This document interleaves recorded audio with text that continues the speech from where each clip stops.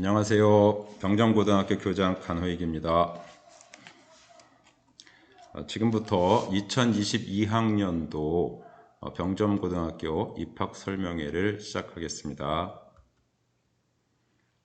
오늘 안내하는 순서는 지금 보시는 바와 같습니다. 제가 간단하게 학교 교육 방향을 안내해 드리고 그 다음에 이제 신입생 모집과 관련한 것과 학교 생활들을 어떻게 하는가라고 하는 거 안내해 드릴 거고요. 그 다음에 본교가 가지고 있는 영재학급 프로그램 안내해 드리고, 그 다음에 많이 궁금해 하시는 기숙사 생활과 입사에 대해서 말씀을 드리고, 그 다음에 2025학년도 대입 전망, 지금 당장은 뭘 할 수 없습니다만, 그래서 간단하게 안내를 드리면서 마무리 짓도록 하겠습니다.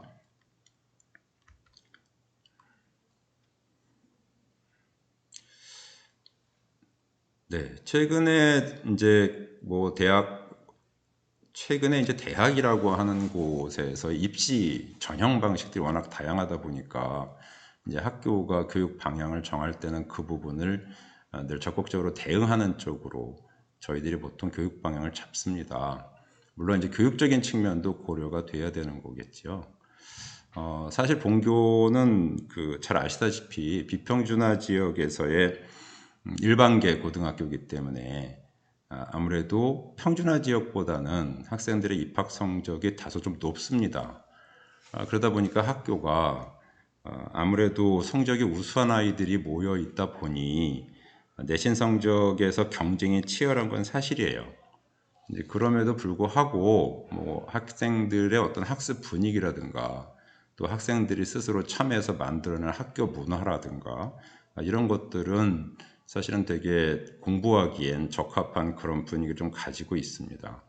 또 이제 우리 학교 강점이 이제 그 선생님들께서 학생에 대한 관심이 매우 높으시고, 또 학생들이 뭔가 하려고 하면 학교가 적극적으로 지원을 해주는 그런 체제와 문화를 좀 가지고 있습니다. 특히 선생님들이 이제 학생에 대한 어떤 수업에 대한 열정이라든가 학생에 대한 어떤 상담, 관심, 이런 열정이 너무 높으셔서 교장 입장에서는 늘 감사한 마음으로 학교를 운영하고 있습니다. 이런 것들을 먼저 말씀을 드리고요. 일단 이제 한 5가지 정도로 해서 저희가 학교 교육을 대략 이렇게 끌고 갑니다라고 하는 걸 좀 안내를 드리겠습니다. 먼저 이제 진로 교육은 뭐 최근에 와서 뭐 어느 학교나 다 강조를 하고 있습니다만, 이제 사실 이제 고등학생들이 들어오게 되면 뭐 1학년 때 하고 2학년 때, 3학년 때 각각 그 본인이 준비해야 되는 부분들이 조금씩 차이가 있습니다. 그래서 이제 저희들은 어찌되었든 간에 진로라고 하는 것 속에 진학이라고 하는 것까지 포함을 해서 이런 부분들을 최우선 과제로 삼아서 교육 활동들을 만들어내고 있습니다. 그러니까 예를 들어서 뭐 지금 저희가 당장 올해 했던 것, 21학년도에 했던 것은 이제 EBS에서 가지고 있는 교육 프로그램을 학교 안으로 끌어들여서 이제 1학년 학생들, 2학년 학생들에게 뭐 진로 탐색이라든가 과목 선택이라든가 또 학습 플랜을 세우는 데 도움이 될 만한 그런 프로그램들을 진행을 했습니다. 물론 이제 이와 관련된 예산은 현재까지는 학교 예산을 확보해서 학생들의 부담을 주지 않는 상태에서 운영을 하고 있습니다만, 뭐 내년에도 이 부분은 적극적으로 진행을 해 나갈 예정입니다. 두 번째는 이제 뭐 대입 전형에 따라서 특히 학생 선택의 교육 활동을 다양할 필요가 좀 있는데요. 우리 학교에서는 일단 학생이 좀 자기 주도적으로 하는 활동, 또 학생이 어떤 과목을 선택했을 때 가능한 범위 내에서 최대한 존중을 하는 쪽으로 교육 활동을 운영하고 있습니다. 그 다음에 이제 저희가 수업하고 이제 평가가 이제 매우 중요한 어떤 시대로 접어들었습니다. 그러니까 이것도 역시 대입 전형이 바뀌는 과정에서 나올 수밖에 없는 건데요. 그래서 학생들이 주로 수업에 다양하게 참여할 수 있는 장면을 만들고, 또 평가 또한 그 학생의 어떤 성장이나 변화를 잘 보일 수 있도록 그렇게 평가에 노력을 하고 있습니다. 그 다음에 아무래도 이제 본교는 일반계 고등학교이다 보니까 대입 정보라든가 뭐 입시 정보라고 하는 부분을 소홀히 할 수는 없습니다. 그래서 최대한 그 정보를 수집하고 또 뭐 데이터를 갖추려고 노력을 하고 있고, 또 분석을 해서 학생들에게 1대1로 대응을 하는 또 상담도 하고 있는 그런 시스템을 계속 만들어가고 있습니다. 사실 물론 이제 중요한 입시 기관이라든가 사설 기관들도 있기는 합니다만은 사실은 대입 정보는 어떻게 보면 해당 학교가 가지고 있는 데이터 또 그 해당 학교의 졸업생들이 선택하는 진로 이런 데이터들이 매우 중요하다고 보고 있고요. 그런 부분들을 지금 계속 이게 해가 갈수록 그 데이터들을 누적해 나가면서 관리를 해서 학생들의 진로 진학에 도움을 주려고 노력하고 있습니다. 그 다음에 이제 뭐 모의 수능 및 전국 연합 평가 피드백을 강화하겠다라고 하는 건데요. 이건 이제 쉽게 얘기하면 사실은 이제 저희가 학교 단위에서의 지필 평가를 통해서 학생들이 내신 성적이라고 하는 것도 점검해 갑니다만은 지금 경기도 같은 경우는 1학년하고 2학년은 전국 단위의 연합 평가를 이제 4월과 11월에 보게 되어 있습니다. 연 2회를 보게 되는데요. 이제 그 결과를 정확하게 분석을 하고 현재 학생들의 각 교과별 수업과 연계를 해서 학생들이 현재 어느 상태에 와 있고 그런 부분들을 분석한 다음에 어떻게 거기에다 대응을 하고 조치를 취할 것인가라고 하는 일종의 평가회 같은 걸 정기적으로 열어서 학생들의 학력 향상에 도움을 주려고 노력하고 있고요. 3학년 같은 경우는 다 아시다시피 6월하고 9월에 모의 수능이 있습니다만 그것 이외에도 3월, 4월, 그 다음에 7월, 그 다음에 10월 뭐 이렇게 전국연합 평가가 있어서 각각의 결과가 나올 때마다 선생님들께서 모여서 협의를 하고 어떻게 대처할 것인가라고 하는 것들을 이제 하나의 그 학교 시스템으로 이제 안착을 하고 있는 중입니다. 학교 교육 방향이라고 하는 부분은 이제 앞으로 저 뒤쪽에 가면서 뭐 대입 장면하고 연결될 때 조금씩 더 추가해서 말씀을 드리도록 하겠습니다. 일단 뭐 우리 학교 연혁인데요. 저희는 2003년에 인가를 받고 2004년에 개교를 했습니다. 그래서 현재 입학생 2021학년도 3월 2일 입학생을 받고 2004년에 개교했으니까 지금 2021년 기준으로 하게 되면 꽤 오래된 학교라고 볼 수 있고요. 화성시 최초의 공립인문계고등학교입니다. 이게 화성시 어떤 지역의 특성일 수도 있는데 지금 뭐 지역 사회에서도 명문 학교로 이렇게 인정받고 있습니다. 저는 본교의 제6대 교장이고요. 2020년 9월 1일에 취임을 해서 지금까지 근무하고 있습니다. 2022학년도 병점고등학교 신입생 모집 일정을 뭐 간단하게 안내를 해드리겠습니다. 이거는 자, 그래서 저희가 10학급이고 학급당 34명에서 340명을 모집하게 되어 있습니다. 원서 접수는 올해 12월 9일부터 12월 15일까지 진행이 되고요. 별다른 면접고사나 이런 건 없습니다. 저희가 합격자 발표는 12월 20일 월요일 날 하게 되어 있고요. 전형 방법은 중학교 내신 성적 200점 만점으로 선발을 하게 됩니다. 그러니까 저희들이 뭐 이거는 그래서 학생들은 성적만 저희가 확인을 하게 되면 바로 그걸 가지고 전형을 하게 되고요. 그 결과를 안내하게 되어 있습니다. 네, 그 다음에 자, 지금부터 이제 학교 생활의 이모저모 또 뭐 이런 걸 좀 안내를 해 드릴 텐데요. 저희가 이제 사실은 뭐 오프라인으로 부모님들이나 또는 학생들을 뵙고 이렇게 안내를 하면 참 좋은데 코로나 때문에 그러지를 못해서 사정이 여의치 않으니까 그냥 간단하게 사진으로 학교의 전경, 뭐 곳곳의 모습들을 좀 보여드리도록 하겠습니다. 지금 맨 상단의 좌측에 있는 게 학교 전경입니다. 오른쪽 둥그런 지붕으로 되어 있는 것이 체육관이고요. 그 다음에 이제 본관, 학생들이 생활하는 공간입니다. 그렇게 한번 보시면 될 것 같고요. 그 다음에 이게 이제 실제 학생들의 교실 안에서 뭐 수업을 하고 다양하게 활동하는 장면들입니다. 그 다음에 저희가 이제 아까 말씀드렸던 체육관의 모습인데요. 사실 이제 본교는 체육관이 있어서 교육 활동을 굉장히 다양하게 할 수 있고 또 학생들의 호응도 굉장히 좋습니다. 그 다음에 도서관이 있고 자기주도 학습실이 있는데, 이 자기주도 학습실은 뭐 예전식으로 말을 하면 자율학습실입니다. 그래서 이제 정규 수업이 끝난 이후에 저녁에 이제 학교에 남아서 공부하기를 희망하는 학생들, 자율학습을 희망하는 학생들인 경우에 이 자기주도 학습실에 가서 이제 학생들이 공부를 하게 됩니다. 뭐 자리 배정이나 이런 부분들은 뭐 고정석으로 할 수도 있고요. 또 뭐 자유롭게 할 수도 있습니다. 요거는 해마다 조금씩 학생들의 어떤 희망이나 또 선생님들과의 협의 과정에서 약간씩 좀 변하기도 합니다. 아무튼 학년별로, 이건 학년별로 준비가 되어 있는데요. 준비가 되어 있다는 것만 알고 계시면 될 것 같습니다. 그 다음에 이제 입학식하고 졸업식 장면인데, 사실은 뭐 코로나 때문에 저희가 뭐 전체 학생이 모여서 입학식이나 이런 부분들을 바로 진행을 하기는 어려웠었거든요. 아마 올해도 이거는 어쩔 수 없이 온라인으로 할 수밖에 없을 것 같은데요. 그래서 너무 이제 안타까워서 작년에 졸업식 같은 경우는 졸업 주간을 정해놓고요. 며칠 정도 기간을 정해놓고, 그래도 학생들이 학교에 와서 사진도 찍고 할 수 있게끔 이렇게 포토존을 만들어서 졸업식이 하나의 그 이벤트랄까요? 그런 형태로 진행을 좀 했었고요. 입학식은 학교 학생들이 등교한 상태에서 방송으로 진행을 좀 했었습니다. 네, 그 다음에 이제 교내 체험 활동한 거를 좀 보여주고 있는 건데요.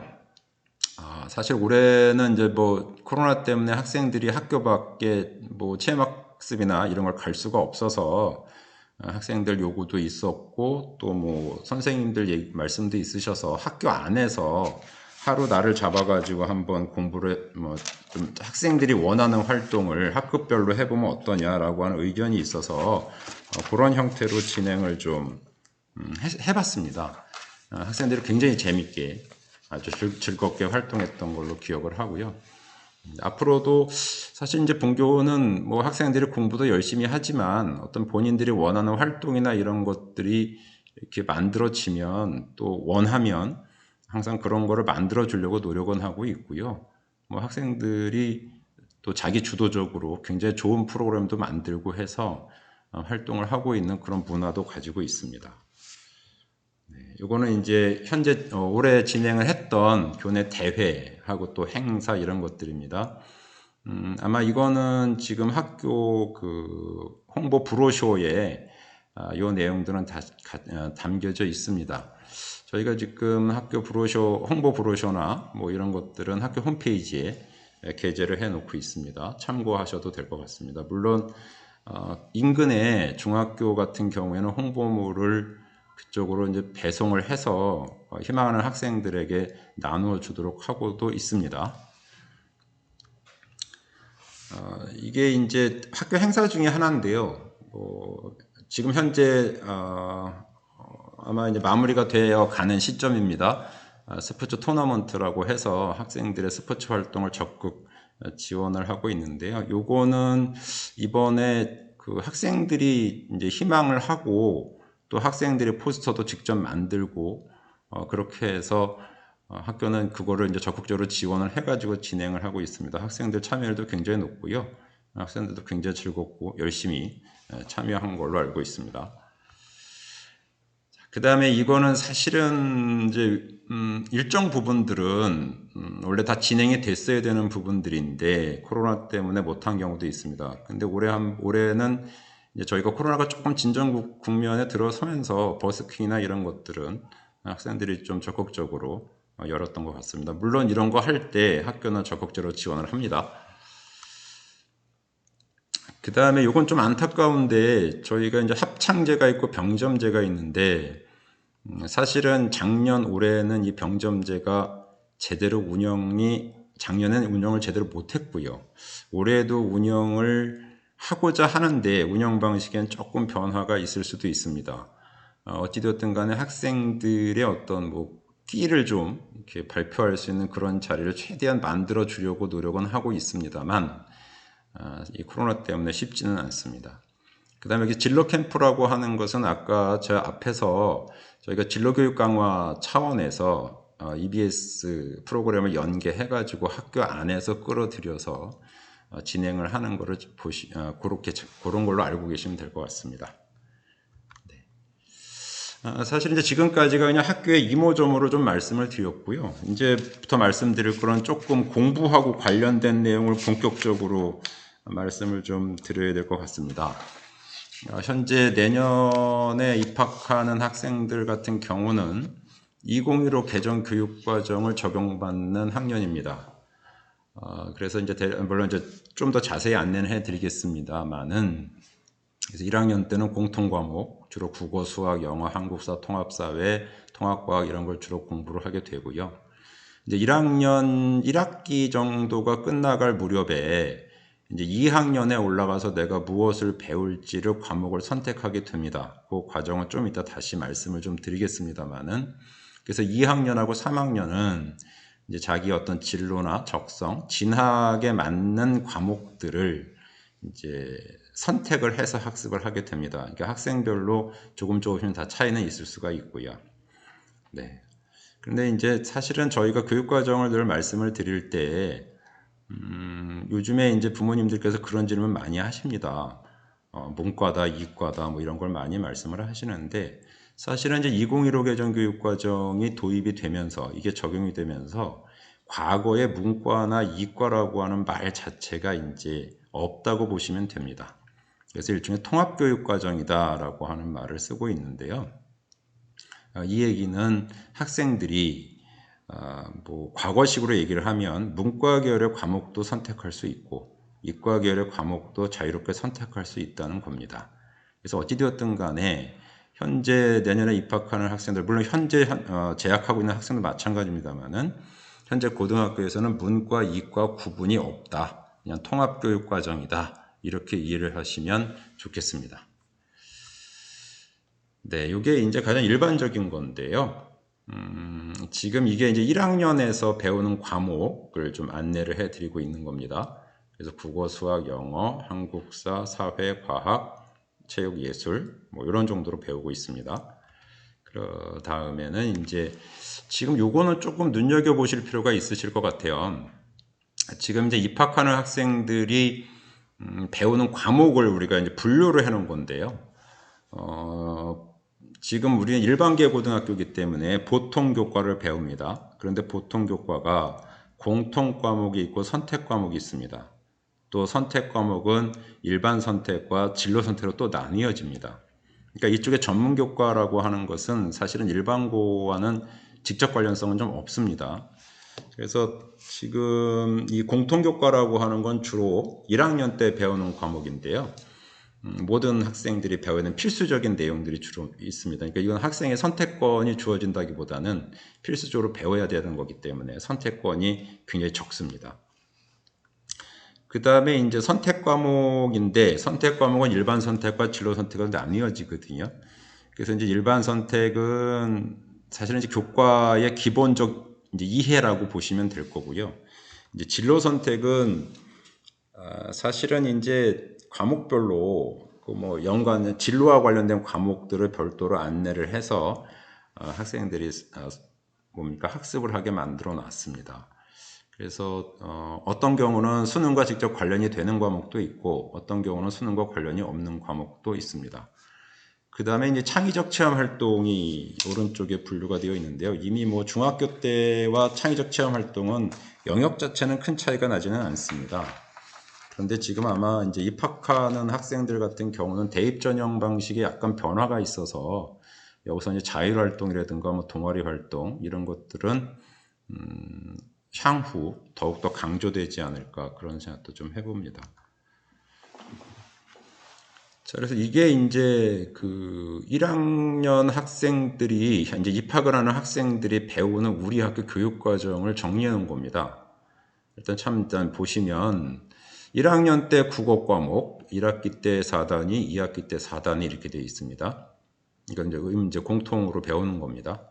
그다음에 2학년 때 가면 이제 문학하고 독서를 4단위씩 배우게 되어 있고요. 그다음 3학년 때 올라가서는 언어와 매체라는 과목이 있고 화법과 작문이라는 과목이 있는데 둘 중에 하나를 선택해서 학습을 하게 돼 있고 그 다음에 이제 2학기 때 가서는 심학 국어라고 해서 지금 요거는 이제 선택권이라기보다는 학교가 이제 학교 교육 과정으로 배치를 해 놓은 거다 이렇게 보시면 됩니다. 그 다음에 이제 선택에서 보면 지금 고전 읽기라고 되어 있는데 사실은 이 선택 교과군에는 이제 고전 읽기, 그 다음에 그 진로 영어, 그 다음에 수학 교과에서 그 기하라는 과목을 같이 묶어서 하나를 선택하게 만들어 놓은 겁니다. 지금은 이제 교과별로 좀 나눠 놓다 보니까 표시를 그냥 이렇게만 해놨습니다만은 이거는 이제 학생이 선택하게 되어 있습니다. 그러니까 사실은 이제 학교별로 교육과정을 편성을 할 때 학생들의 어떤 수요라든가 학부모님의 수요나 이런 것도 충분히 의견을 듣고 나서 편성을 하는 경우가 많은데요. 아무래도 이 국어나 수학이나 영어 같은 경우는 이제 수능과 밀접하게 관련되어 있기 때문에 그런 부분을 고려를 해서 어떤 것은 학생에게 선택권을 주는 경우도 있고 어떤 것은 학생에게 선택권을 주지 않고 운영하는 경우도 있습니다. 그러니까 이런 것들은 어떻게 보면 학교가 임의로 선택한다기보다는 학생들의 수요를 다 조사를 해서 가장 효율적이고 가장 도움이 되는 편성이 어떤 거냐 이런 것들을 고민하면서 편성을 하고 그것을 이제 운영하게 된다라고 이해를 해주시면 고맙겠습니다. 수학 교과입니다.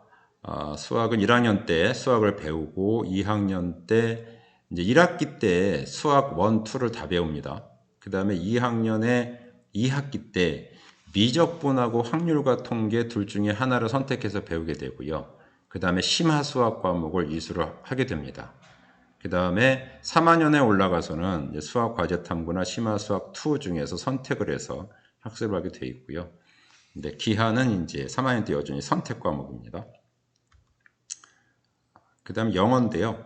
영어도 역시 1학년 때 영어, 그 다음 2학년이 되면 영어 1, 영어 2를 학기별로 배우게 되고, 그 다음에 3학년에 올라가서 영어 독해, 그 다음에 영어 독해 1, 2를 배우게 되어 있습니다. 그 다음에 진로 영어는 이제 선택할 수 있는 과목 중에 하나입니다.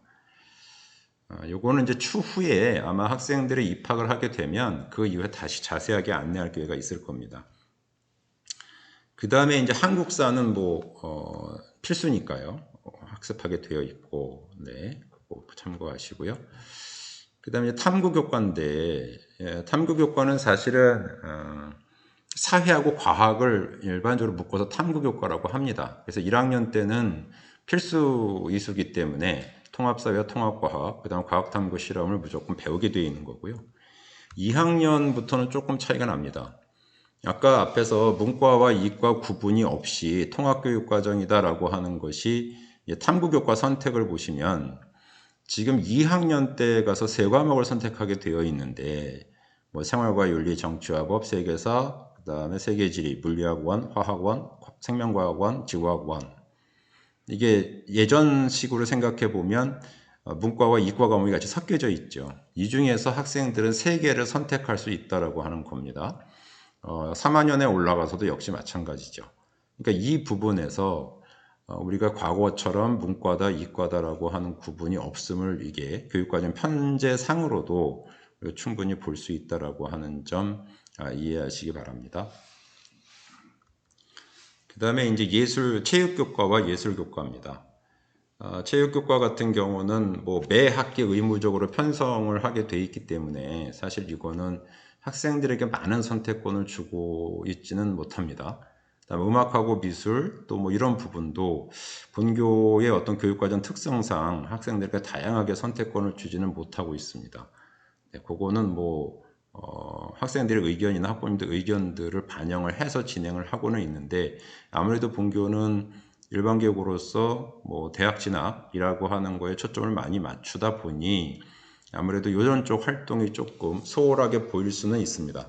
하지만 이제 학교 여건에 따라서 운영하는 거기 때문에 이 부분은 이해를 해주셨으면 좋겠습니다. 네, 그 다음에 이제 기술과정과 교양인데요. 저희들이 이 부분은 이제 의무적으로 배워야 될 부분도 있고, 그래서 저희는 이제 제2외국어는 중국어와 스페인어 둘 중에 하나를 선택해서 학습을 할 수 있게 하고요. 그 다음에 이제 3학년에 올라가서는 저희가 이제 정보과학이나 보건이나 이런 것도 선택교과군에 집어넣어서 요새 이제 하도 4차 혁명 뭐 시대다라고 하는 것, 또 학생들이 의료 계열이나 이런 보건 계열에 관심이 많아가지고요. 이제 그런 걸 좀 선택권을 주는 교과군을 편성을 좀 했습니다. 네, 여기까지가 이제 우리 학교가 가지고 있는 이제 교육과정의 어떤 기본 편제를 말씀을 드렸는데, 사실 교육과정은 저희들이 지금은 이제 어디까지나 내년도 입학한 학생들의 예상을 해서 지금 짜 놓은 거고요. 아마 내년도 학생들이 입학을 한 뒤에 이 학생들이 2학년 올라갈 때, 또 3학년 올라갈 때 학생들의 어떤 요구나 이런 게 조금 바뀔 수도 있습니다. 그래서 그럴 경우에는 저희가 조금 더 교육과정은 변경될 수는 있습니다. 그래서 그건 추후 입학한 이후에 저희들이 별도로 안내를 하고 한 다음에 진행을 해 나갈 예정입니다. 그 다음에 지금 보여드리는 표는 뭐냐면, 이제 학교가 학생들의 희망에 따라서 과목을 개설을 하긴 합니다만은 그게 다 완전하게 개설이 안 될 경우가 있어요. 이제 그럴 경우는 이제 다른 학교하고 연계되거나 이렇게 공동으로 교육과정을 운영해서 학생들에게 최대한 자기 선택 교과에 대한 학습을 할 기회를 드리는 시스템을 말씀을 드리는 겁니다. 이건 다시 입학한 이후에 다시 또 안내될 수 있는 부분이 있습니다. 그냥 참고만 하시면 될 것 같습니다. 그 다음에 이제 이거는 2015 개정 교육과정에서의 창의적 체험 활동이라고 하는 거의 특성을 이제 보여주는 건데요. 창의적 체험 활동은 크게 4개 영역으로 나눠집니다. 뭐 동아리 활동, 봉사 활동, 진로 활동, 자율 활동 이렇게 나뉘어지는데, 이거는 중학교 때와 큰 차이는 없습니다. 영역 자체는요. 다만 이제 고등학교에 올라오게 되면 각각의 활동이라고 하는 것이 어떤 것들은 대입에 반영이 되고 어떤 것들은 반영되지 않는 부분이 있고 해서 그렇게 돼서 조금 좀 더 신중하게 또는 적극적으로 좀 고민을 해야 될 부분도 있습니다. 참고하시면 될 것 같습니다. 네, 이거는 이제 저희 우리 학교가 창의적 체험 활동을 시간을 이렇게 배정해 놓고 있다라고 하는 겁니다. 자율활동, 동아리, 자율활동이 제일 많고 동아리 활동, 봉사활동, 진로활동 이렇게 되어 있는데, 이 봉사활동 시간 수가 너무 적은 것 아니냐라고 하는 생각도 하실 수는 있는데요. 사실 이제 최근에 와서 봉사활동은 개인의 봉사활동이 강조가 됩니다. 이때 이제 이 봉사활동은 지금 내년도 입학생 같은 경우는 조금 학교 내에서 학교와 협의해서 개인적으로 적극적으로 자기주도적으로 하는 봉사활동들이 중요해지는 것 같고요. 그래서 이건 학교가 주관을 하는 봉사활동 시간은 그래서 이렇게 많이 편성해 놓지는 않은 상태입니다. 요거는 아마도 그렇다고 해서 학생들에게 뭐 우리 학교 오는 학생이 봉사활동 때문에 대입에서 불리한 거냐, 그건 절대 아닙니다. 그건 추후에 다시 입학 이후에 좀 더 자세하게 안내해 드릴 수 있습니다. 어찌됐든 간에 참고하시면 좋을 것 같습니다. 네. 그 다음에 이제 요거는 이제 본교의 동아리 활동 개수를 좀 보시면 될 것 같습니다. 그래서 학술문화활동 동아리가 45개, 예술체육활동 동아리가 12개, 실습 노자활동 동아리가 4개가 있다라고 하는 걸 안내를 해드리는 거고요. 이 자세한 내용은 그 학교 홍보 브로셔에 각각의 동아리 명이나 이런 건 다 안내되어 있으니까 그거 참고하시면 될 것 같습니다. 그 다음에 이거는 이제 앞에서도 계속 진로교육이라고 하는 것, 학생들의 과목 선택이라고 하는 것들을 강조를 드렸는데, 저희가 이제 2021학년도에 학생들이 이제 과목을 선택하려면 자료가 필요하잖아요. 그래서 그 자료를 이제 제작을 한 거를 이제 보여드리는 겁니다. 그래서 이런 이제 책자를 만들어서 학생들 개별적으로 다 나누어 주고 요학생들이 이걸 바탕으로 뭐 내가 어떤 과목을 선택할 것인가라고 하는 거를 이제 선택도 하게 되고 있고요. 물론 요 때가 되면 교과 선생님들께서 일일이 또 별도로 설명도 해주시고 또 교과 수업 시간이나 이런 걸 통해서 안내도 해주십니다. 요것이 보통 이제 1학년하고 2학년이 요거에 대한 고민을 본격적으로 하기 시작하는 것이 보통 6월 7월부터 시작을 해서 2학기 저희가 한 9월, 10월 정도까지 진행이 됩니다. 그거를 위해서 학생들을 위한 안내 자료를 이렇게 적극적으로 만들어서 배포하고 있다라고 하는 거를 보여주는 겁니다. 네, 그 다음에 이제 본교가 운영하고 있는 그 영재학급 이제 프로그램을 좀 말씀을 드리는 건데요. 이거는 사실은 이제 영재교육진흥법이라고 하는 거에 의해서 일반계 고등학교지만 영재학급을 만들어서 이제 학생들에게 뭐 지금 우리 학교 같은 경우는 수학과 과학을 이제 융합하는 그런 프로그램을 운영하고 있는데 그거를 좀 안내를 해 드리는 겁니다. 지금 저희가 이제 화성오산 지역에서 고등학교 중에 영재학급을 운영하는 곳은 이제 본교다라고 하는 거고요. 요거는 지금 저희가 1, 2학년을 통합해서 20명을 한 학급으로 이랬어요. 선발을 하고 있습니다. 주로 활동은 이제 방과 후에 주로 활동을 하게 돼 있고요. 그래서 1년에 교과 관련한 걸 72시간, 비교과 관련한 30시간 정도를 운영하고 있습니다. 프로그램이 워낙 좋아서요. 학생들이 참여하면은 참 도움이 많이 되는데 해마다 학생들의 성향에 따라서 참여도는 조금 차이가 나고 있습니다.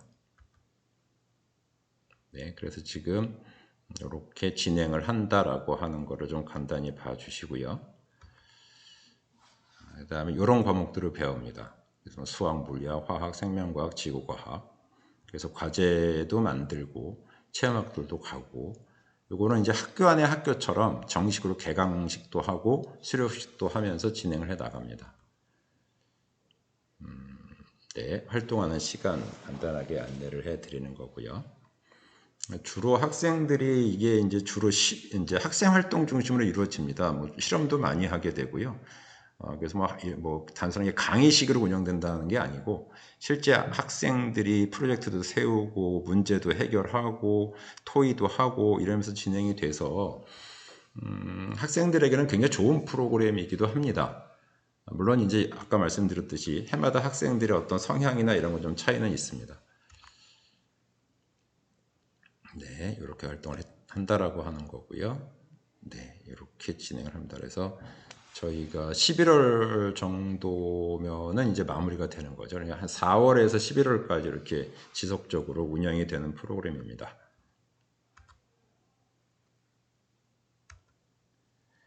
그 다음에 이제 굉장히 궁금하실 텐데요. 본교에 기숙사가 있어서 기숙사와 관련된 것도 물론 저희가 뭐 브로셔나 이런 데도 실어는 놨습니다. 놨는데 그냥 대략 사진상으로라도 좀 보여드리는 게 나을 것 같아 가지고요. 뭐 뒤에서 다시 안내는 하겠습니다만은 뭐 기숙사는 저희가 뭐 입학 예정 현재 340명을 전체를 다 수용할 수 있는 게 아니라 아마 전체 학생 중에 한 17% 정도만 수용을 할 수밖에 없어서 좀 안타깝긴 합니다만은 뭐 이게 뭐 시설 자체가 제한되어 있기 때문에 저희가 뭐 더 많이 수용할 수는 없는 상태입니다. 그래서 복도가 있고 복도를 기준으로 양옆으로 방이 배치되어 있고요. 지금 방 보시면 아시다시피 이제 한 실을 4명의 학생이 사용을 한다라고 보시면 되고요. 기숙사 안에는 별도의 이렇게 개인별 학습실이 있습니다. 그러니까 기숙사에 있는 학생들에게는 개인별 이렇게 학습실이 제공이 돼서 자기 자리에서 학습을 할 수 있게 되어 있고요. 그 다음에 정보 검색이나 뭐 필요한 것들이 있으면 이제 별도의 한쪽 공간에 컴퓨터실이 만들어져 있어서 이 컴퓨터를 활용해가지고 뭐 인강을 듣는다거나 뭐 온라인 수업에 참여를 한다거나 뭐 자료를 참고한다거나라고 하는 걸 할 수 있도록 해놓고 있습니다. 그 다음에 휴게실 간단하게 있고요. 그 다음에 학생들 뭐 사실은 이제 대체로 큰 세탁물들은 집에 가서 하고 있는데요. 그때그때 필요한 것들은 세탁할 수 있게끔 세탁실을 별도로 마련해 두고 있습니다. 이제 3개 학년 총 합쳐서 저희가 168명을 수용하고 있는데요. 이거는 뭐 인원수가 제한되어 있다 보니까 학생들의 희망에 의해서만 무조건 할 수 있는 게 아니고 경쟁이 있다 보니까 일정한 인원을 일정한 절차를 거쳐서 선발을 하게 되어 있습니다. 그래서 이제 학년별로 56명씩 168명이고요. 남학생 28명, 여학생 28명 이렇게 요 비율은 지키고 있습니다. 보통 입사 기간은 3월부터 이제 뭐 요거는 이제 1, 2학년 같은 경우는 학기제로 운영을 하고 이제 3학년은 이제 수능까지만 이제 운영을 하는 시스템인데요. 저희가 이제 신입생 같은 경우는 저희가 이제 학생들이 이제 입학이 결정이 되면 곧바로 절차를 밟아가지고 선발을 하고 바로 지금 2월에 입소 대상자를 이제 발표하게 돼 있습니다. 지금 보면 저희가 사실은 이게 어찌되었든 간에 전체 저희가 1학년 같은 경우는 56명인데 그 중에서 20%는 원거리 통학 학생을 뽑고요. 나머지는 이제 성적 우수 학생으로 선발을 하고 있습니다. 선발 기준은 일단은 입학할 때 입학 성적하고요.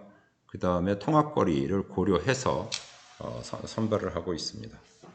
그 다음에 이제 뭐 특별한 경우에 뭐 선발을 더 할 수도 있는데 대체로는 원거리 통학자와 성적이 우수한 학생 중심으로 뽑고 있고요. 원거리 통학자가 20%, 성적이 우수한 학생이 80% 정도 된다고 보시면 될 것 같습니다. 비용을 좀 안내는 해드려야 될 것 같습니다. 그래서 기숙사 비용은 월 기준 이게 이제 16만 4천 원 정도가 되고요. 그 다음에 급식비는 이게 이제 아침하고 저녁입니다. 이게 이제 저희가 점심이야 이제 학교에서 직영으로 학생들에게 급식을 제공하고 있습니다만은 아침 식사하고 저녁 식사는 외부 업체에 위탁을 주고 있습니다. 그래서 그렇게 진행이 되고 있고요. 지금 현재 한 끼니에 5,150원 정도 듭니다. 요거는 조금 뭐 아마 내년에는 조금 변동이 있을 것 같습니다. 대략 이 정도 금액에서 결정된다고 보시면 됩니다. 지금 기숙사비 같은 경우는 저희가 전체 학생이 다 등교했을 때 기준이에요. 만약에 내년도 같은 경우에 뭐 코로나가 어떻게 될지 모르겠습니다만은 이제 코로나로 인해서 뭐 등교 인원이 사실 3분의 2로 준다라고 하게 되면 조금 더 인상될 수는 있습니다. 이게 수익자 부담으로 운영되는 거기 때문에요. 뭐 그 부분은 어쩔 수 없는 부분이 좀 있습니다.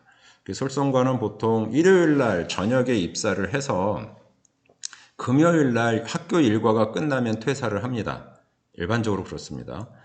방학 때는 운영하지 않고요. 그다음 주중에 외출은 원칙적으로는 외출이나 외박은 금지하고 있습니다. 물론 이제 특별한 사유가 있는 경우는 예외이긴 하지만 저희들이 원칙적으로는 주중에는 외출을 금지한다. 그러니까 예를 들어서 학원이나 이런 것들은 수강을 불허하고 있습니다. 그렇게 이해를 해주시면 될 것 같습니다.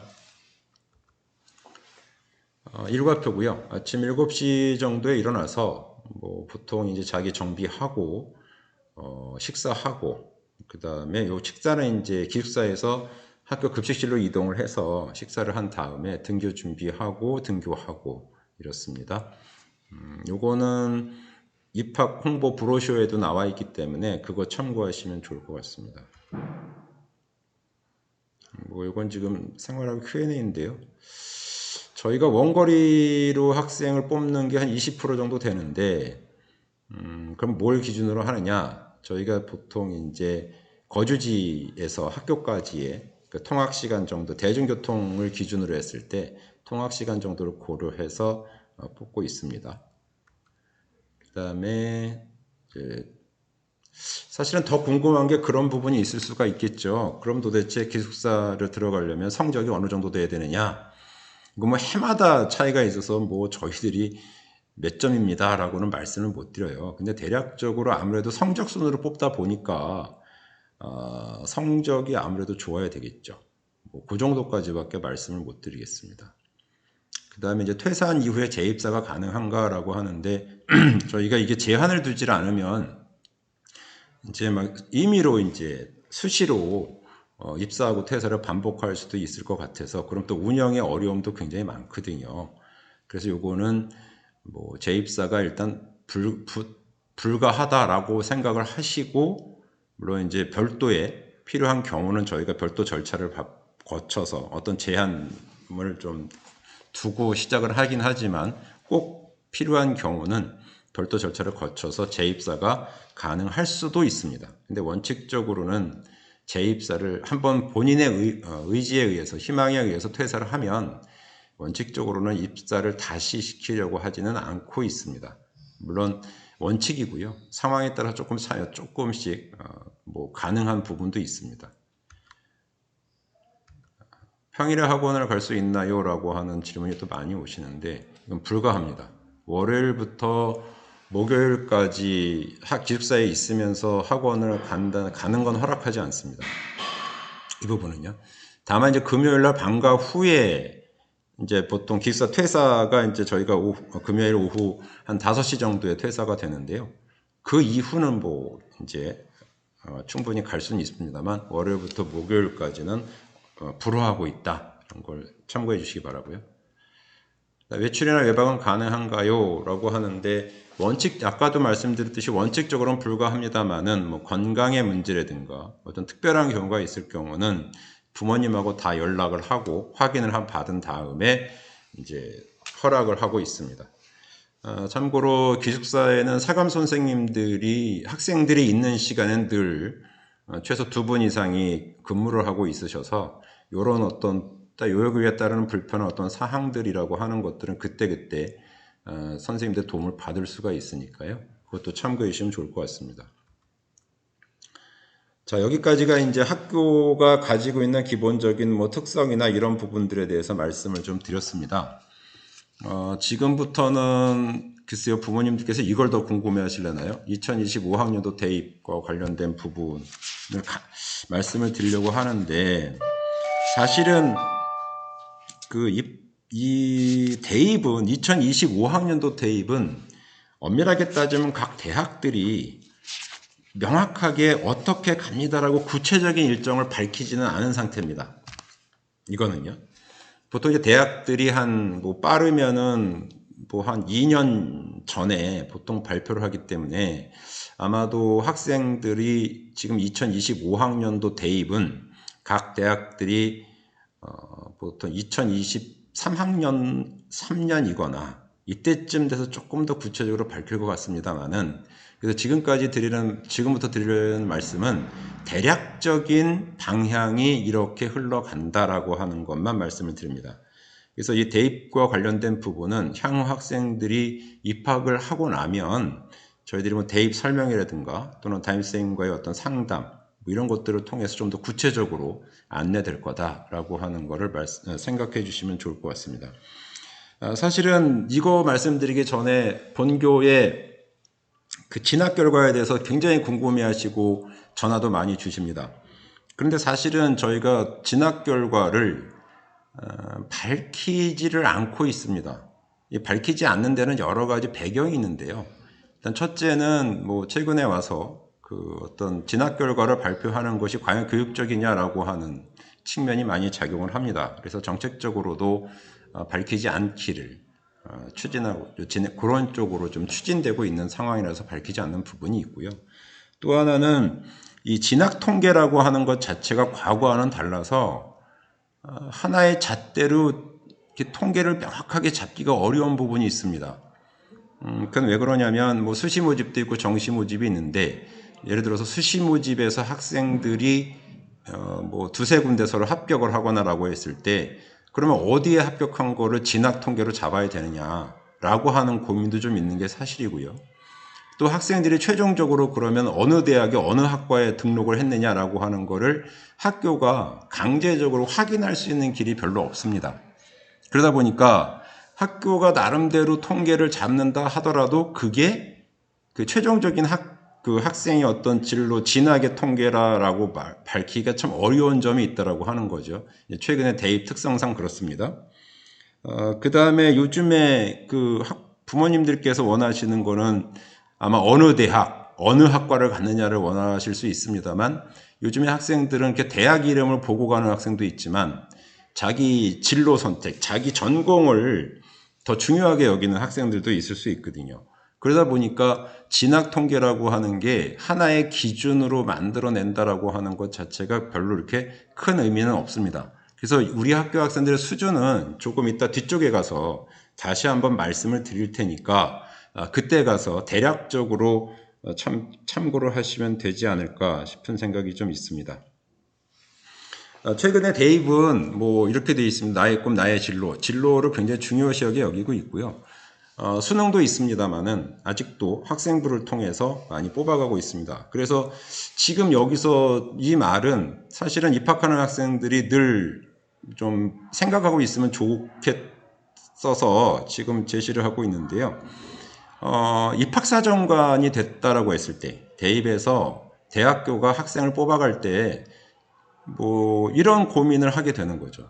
뭐 학생은 커서 뭐가 되고 싶은지, 자기 진로에 대해서 얼마나 고민을 했는지, 그래서 그 고민한 흔적이 학생부를 통해서 드러나야 되고, 대학교에서는 학생부를 통해서 그 모습을 확인하겠다. 그럼 예를 들어서 대학에서 입학사정관으로 있는 사람은 이런 요구를 할 수 있다는 거죠. 자신의 진로에 대해서 고민하는 흔적을 학생부를 통해서 보여달라. 이런 요구를 할 수 있다는 겁니다. 그러니까 앞으로 이 부분은 입학하는 학생들이 3년 내내 이 부분은 고민을 해야 될 거라고 저는 생각하고 있습니다. 자, 지금 이거를 저희가 이제 한번 보시면 맨 위에는 대입 정원이 있습니다. 그 다음에 그 밑에는 4년제 정원이 있습니다. 4년제 대학 정원. 그 다음에 실제 학생 수가 있고요. 그 다음에 졸업생, 전년 대비 졸업생의 증감을 이제 산술적으로 따져놓은 거고, 소위 인서울이라고 하는 것. 그러면 저 학생들 중에서 인서울에 들어갈 수 있는, 그러니까, 이 인서울은 그러니까 서울에 있는 대학들이 차지하고 있는 정원의 비율을 생각해 보시면 됩니다. 그러니까 전체 우리나라에 지금 4년제 대학이 한 195개 정도가 있는데요. 그 중에 인서울 안에 들어가 있는 대학이다라고 하게 되면 한 30여 개 조금 더 될 겁니다. 그 다음에 주요 10개 대 모집 대비해서 이거는 이제 들어갈 수 있는 인원이라고 대충 한번 생각해 보시면 될 것 같습니다.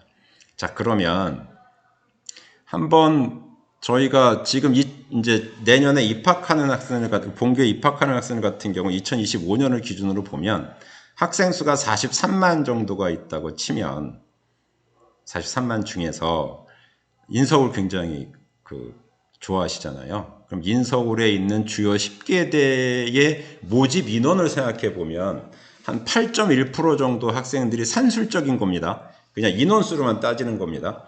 8.1% 정도에 들어가는 학생들이 소위 부모님들께서 알고 계시는 뭐 서울대부터 시작을 해서 뭐 요즘에 늘 흔히 쓰는 말들이 있습니다. 뭐 서울대, 연대, 고대 그다음에 잘 아시죠. 뭐 서성한, 중경외시 이렇게 쭉 나가는데 대략적으로 부모님들께서 알고 계시는 그런 대학에 들어가는 인원을 대학 모집 인원을 기준으로 놓고 보면 학생 수의 한 8% 정도가 들어간다고 보시면 됩니다. 산술적으로 따지는 겁니다. 어디까지나. 그런데 그럼 8%다라고 하게 되면 수능으로 놓고 보면 1등급, 2등급, 1등급이 4%까지고요. 2등급이 11%까지입니다. 그럼 8%면은 1등급과 2등급 사이에 놓여 있는 학생들이 대부분이겠죠. 전국으로 봤을 때. 자, 그런데 우리 학교 학생들 같은 경우 성적 분포가 어느 정도가 되어 있느냐면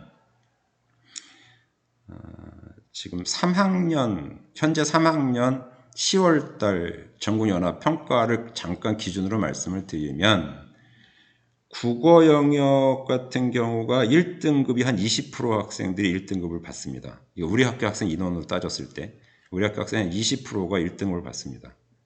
그럼 2등급 학생들도 한 20%가 받아요. 그러면 우리 학교는 40%의 학생들이 국어 같은 경우 2등급 이내에 들어가 있다는 얘기입니다. 그러면 일반적으로 전국의 기준으로 하게 되면 4% 학생만 1등급인데 우리 학교는 우리 학교 다니는 학생의 20%가 1등급이라는 거거든요. 그렇게 놓고 보면 대략적으로 우리 학교 학생들의 성적 분포를 대충 아실 수 있으시죠. 상당히 높은 겁니다. 비평준화 지역임에도 불구하고 또 높은 거죠. 뭐 수학 같은 경우도 지금 국어랑 큰 차이 나지 않습니다. 수학 같은 경우도 1등급 그 1등급을 받는 학생들이 이게 이제 수능 기준입니다. 전국 단위의 시험 평가 기준입니다. 보통 수학도 1등급이 18%, 2등급이 한 21% 정도 됩니다. 굉장히 높은 거죠. 영어 같은 경우는 비록 절대평가로 돼 있다 하더라도 학생이 한 80% 이상이 3등급 이내를 받고 있다고 보시면 돼요. 그러니까 사실은 진학이라고 하는 부분을 진학 통계라고 하는 것보다도 본교에 입학을 해서 현재 학생들이 전국 단위 평가를 봤을 때 얻고 있는 성적 분포를 오히려 참고하시는 게 더 도움이 되지 않을까 그런 생각을 좀 해봅니다. 이런 거하고 관련된 내용은 글쎄요. 나중에 이제 입학하고 나면 좀 더 구체적으로 얘기할 수 있을 것 같긴 합니다. 자, 그래서 지금 앞으로 입시는 이렇게 갑니다. 지금 현재 아마 수시에서 한 60%쯤 뽑을 거고요. 정시에서 한 40%쯤 뽑을 겁니다. 그 다음에 자기소개서는 폐지될 거고, 논술이나 특기자 전형은 점점점 줄어들 겁니다. 일단 아마 2025학년도 대입이 이 흐름에서 크게 벗어나지는 않을 것 같습니다. 그 다음에 그러면 이제 여전히 수시는 잘 아시다시피 학생부의 교과나 또 종합 이렇게 가는 거고요. 수능은 여전히 지금 현재 유지되고 있는 수능 체제로 간다라고 보시면 될 것 같습니다.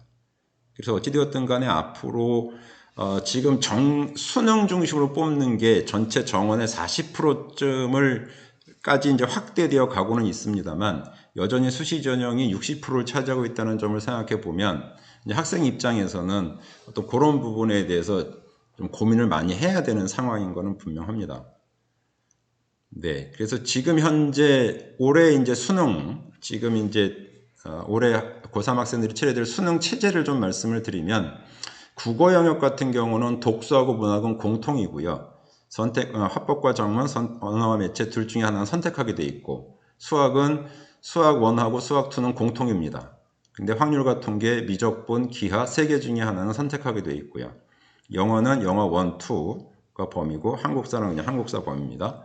그 다음에 이제 그런데 지금 현재까지는 주요 대학들은 수학에서는 자연계열 쪽 학과들은 수학에서 미적분이나 기하를 선택하기를 희망하고 있습니다. 지정하는 경우도 있고요.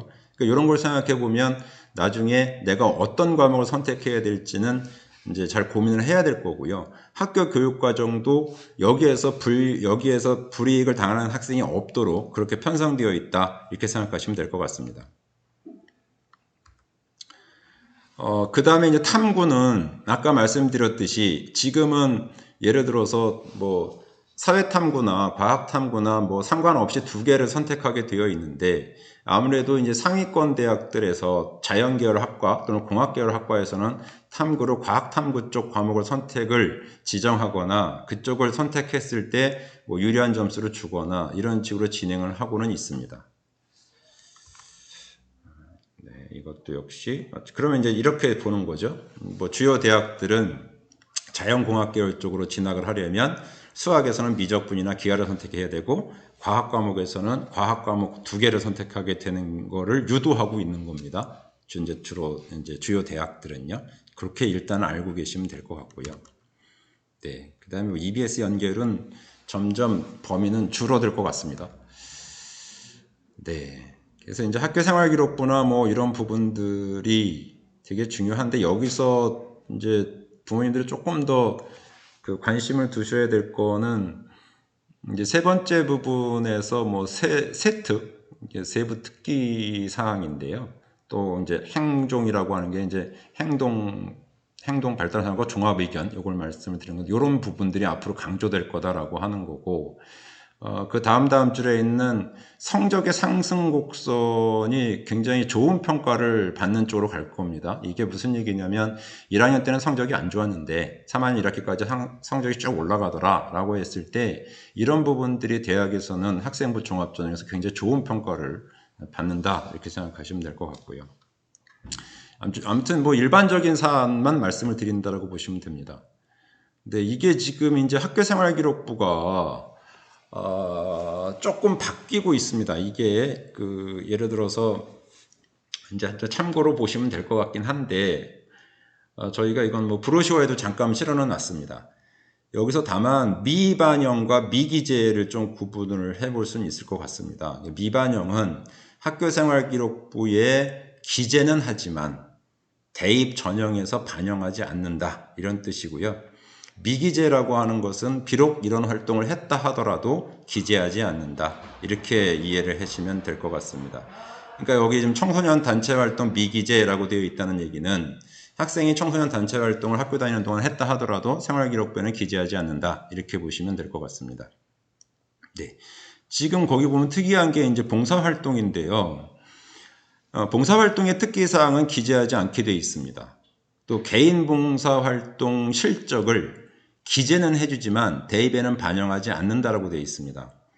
자, 그러면 이제 이 부분에 있어서 학교는 학교 나름대로 학교와 학생이 서로 계획해서 만들어가는 봉사활동 같은 것들은 반영이 가능하겠죠. 근데 자기 혼자 가서 어디 가서 봉사활동을 해와서 그걸 학교에다가 인정해달라고 하는 것들은 기재는 하지만 정작 대입에는 반영되지 않는다. 이렇게 이해를 하시면 될 것 같습니다. 이제 그래서 교과 활동이 굉장히 중요하게 앞으로 중요하게 작용할 거다. 즉 무슨 얘기냐면 수업에 굉장히 적극적으로 참여를 해야 되고 수업에서의 활동이나 이런 것들을 다양하게 보여줄 수 있어야 된다라고 하는 겁니다. 네, 요거는 뭐 그냥 참고하시면 될 것 같고요. 네, 이것도 사실은 뭐 물론 이게 이제 학생부 종합전형에서 학생부 종합전형이라 해서 학생들의 성적을 보지 않는 건 아니거든요. 교과 성적이 최우선이 됩니다. 그 다음에 이제 다양한 뭐 비교과 활동이나 뭐 이런 것들을 다 종합해서 뽑기는 하는데 교과 성적은 여전히 중요하다라고 하는 점을 말씀을 드리는 거고요. 대신에 이제 교과 성적으로 1차를 합격시키는 범위가 굉장히 넓습니다. 그래서 학생이 뭐 면접이라든가 뭐 어떤 다른 비교과 활동을 통해 가지고 자기를 어필할 수 있는 기회를 주어서 학생을 뽑아가는 경우가 많이 있습니다. 그 다음에 이제 요것도 학교생활기록부 중에 변화되는 것들인데 사실은 앞에서 잠깐 말씀드렸던 부분이 있고요. 또 브로셔 쪽에서 기재를 해놓은 부분도 있어서 여기서는 그냥 넘어가도록 하겠습니다. 네. 앞으로 이 부분은 제가 좀 강조를 해주고 싶은데요. 학생들이 앞으로 고등학교 생활하면서 동아리 활동은 굉장히 중요할 거다라고 저는 봅니다. 특히 이제 학교가 교육과정 내에서 편성해 놓은 동아리 활동들을 본인이 어떻게 풀어나가느냐에 따라서 이건 굉장히 중요하게 작용을 할 거다라고 하는 부분을 좀 말씀을 드리고요. 그 다음에 교과별, 과목별 세특도 굉장히 중요하게 작용을 할 겁니다. 그래서 주로 수업 시간에 선생님하고 어떤 교육 활동, 어떤 수업 장면에서 내가 어떤 걸 발표하고 어떤 거를 어떤 자세로 참여하고라고 하는 부분들이 이게 과목별로 기재가 되는 거기 때문에 뭐 예를 들어 자기가 뭐 어떤 과목이든 간에 적극적으로 참여하는 그런 수업 태도나 이런 것들이 앞으로 높게 평가받을 거라고 봅니다. 적어도 학교생활 기록부라고 하는 관점에서 놓고 봤을 때는요. 네. 넘어가겠습니다. 지금 이제 얼추 이제 끝나가는데요. 지금 이제 앞으로 대입 전형이 방향이 이제 학생들의 학교에서 종합적인 활동을 평가하는 쪽으로 계속 잡고는 있는데, 물론 일정 부분 수능 중심으로 뽑아가는 그런 형태는 여전히 있습니다만은, 어찌되었든 간에 재학생들은 학생부 종합전형이거나 학생부 전형으로 가는 것이 여전히 유리한 부분이 분명히 있습니다. 그랬을 때 향후에 이런 부분들이 이제 평가의 항목으로 들어갈 수 있다라고 하는 거를 보여드리는 거고요. 자, 요거는 뭐 아마 이제 아무래도 면접, 뭐 심층 면접 이렇게 말씀을 드리는데 참고만 하세요. 왜냐하면 내년 입학하는 학생들이 2025학년도에 가서 각 대학들이 이런 형태로 면접을 할 거다라고 하는 거는 확정된 건 없습니다. 변동이 되어 있다라고 하는 거고요. 이런 거 정도가 뭐 예시가 되고 있다라고 하는 것만 알아두시면 될 것 같습니다. 네, 지금 학교에서 대학 입시에 대한 얘기를 굉장히 많이 하고 있어서 죄송하긴 한데 아무튼 뭐 큰 관심거리라서 조금 더 이야기가 길어지고 있습니다.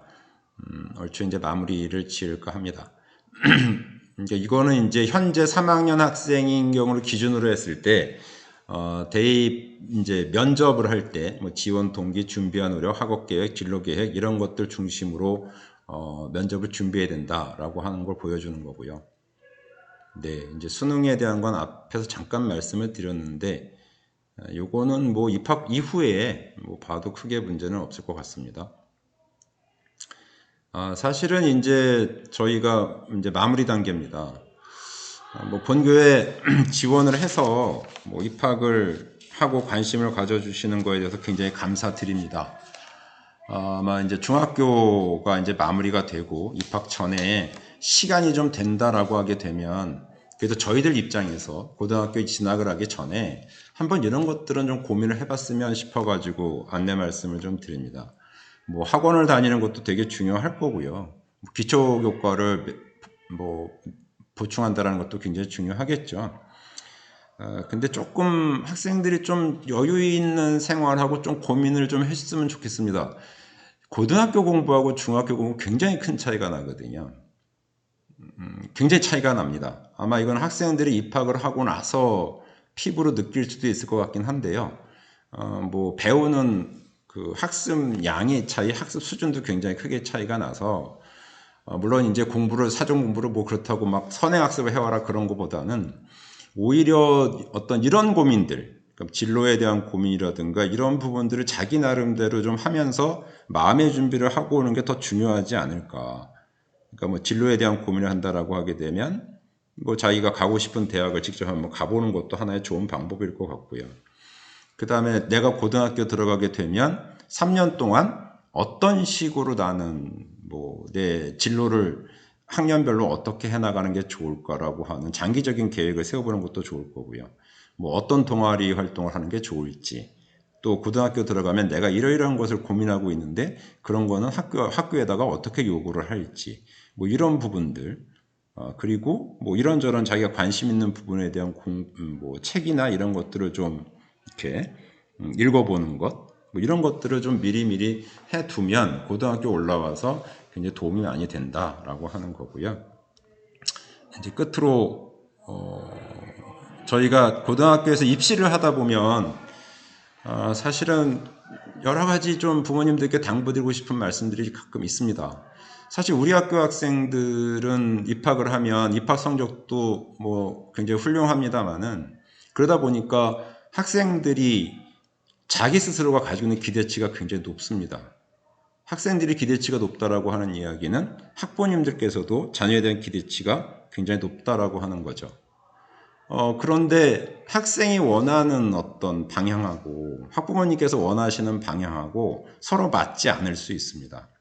근데 저희가 경험적으로 놓고 보면 이제 학부모님들께서는 자꾸 학부모님들께서 다니시던 학창 시절, 대학 시절, 그러니까 내가 너희 때는 이런 식의 거를 기준으로 삼아서 말씀을 하시거나 하는 경우가 많아요. 근데 사실은 세상은 변했고 이 아이들이 살아갈 세상은 학부모님들께서 살아오신 세상과는 굉장히 다른 세상일 거라서 정말 당부드리는 거는 좀 응원해 주시고 좀 그러니까 자녀에게 귀도 좀 기울여 주시고 그 다음에 좀 지켜봐 주시고, 그래서 일정한 기다림이 좀 필요하다라고 하는 걸 정말 교장 입장에서 간곡하게 말씀을 드리고요. 절대로 그 학생에게 상처 줄 수 있는, 자녀에게 상처 줄 수 있는 그런 말씀들은 하지 않으셨으면 하는 바람을 가지면서 설명회를 모두 마치고자 합니다. 본교에서는 학생이 입학을 하면 전 교직원이 학생의 진로 진학을 위해서 학생을 최우선으로 생각하고 최선의 교육을 할 것을 약속을 드립니다. 2022학년도 입학생과의 좋은 만남을 고대해 봅니다. 예, 고맙습니다.